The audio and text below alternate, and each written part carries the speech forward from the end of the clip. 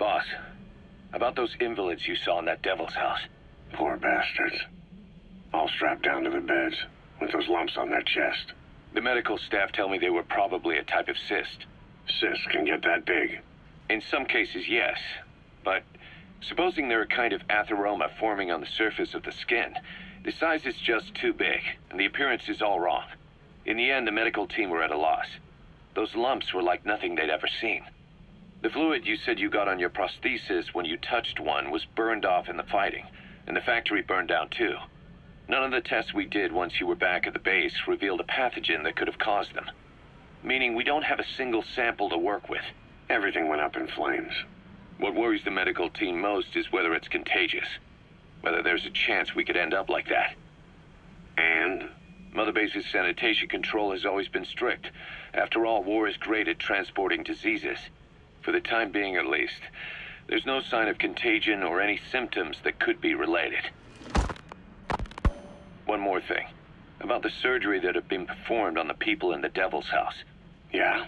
You said that their throats were cut open, with an acoustic tube pushed inside? Right. The tubes were hooked up to tape recorders, playing some kind of audio.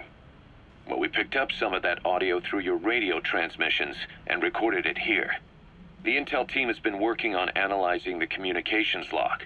What have they found? There's nothing tying the contents together. We've got a report on 3 deaths in a car accident on the autoroute near Marseille. Protests outside the Libyan embassy in London, a press conference with the former Prime Minister of Sweden, a 4-month-old weather forecast for Balikpapan, and then commercials for appliances, cough syrup, and TV dinners.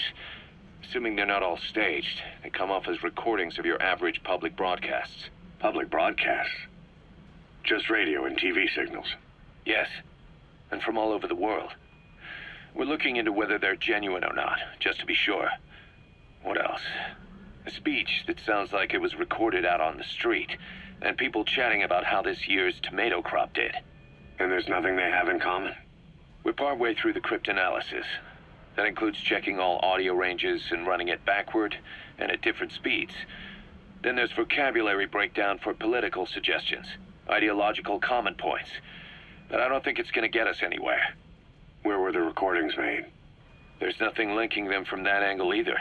Just like you reported, we've detected virtually every major language there is. French, German, Italian, Spanish, including South American accents. Then there's Russian, Hindi, Arabic, Portuguese, Mandarin, Cantonese, Japanese. They're nothing if not thorough. Well, I don't know if we've got them all covered.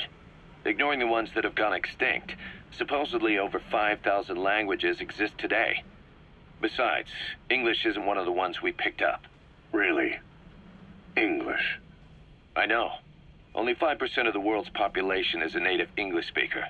But when you factor in those who've acquired it as a second language, nearly 1/3 of the people speak it. The world's dominant lingua franca. You gotta figure they had it somewhere among all the languages in that place. No English. Bear in mind, we didn't hear everything that was played in that room. We couldn't isolate the more distant sounds due to static, and the program could have been set to change every day. In a nutshell, for reasons unknown, people in that room with a common medical condition were made to listen to recordings in languages from around the world. It's not clear how the growths on their chests fit into it. It could have been treatment for them, or maybe an experiment of some kind. I'm guessing one person knows. Yeah, Skullface. He was there. The only thing we can say for sure is that he's involved.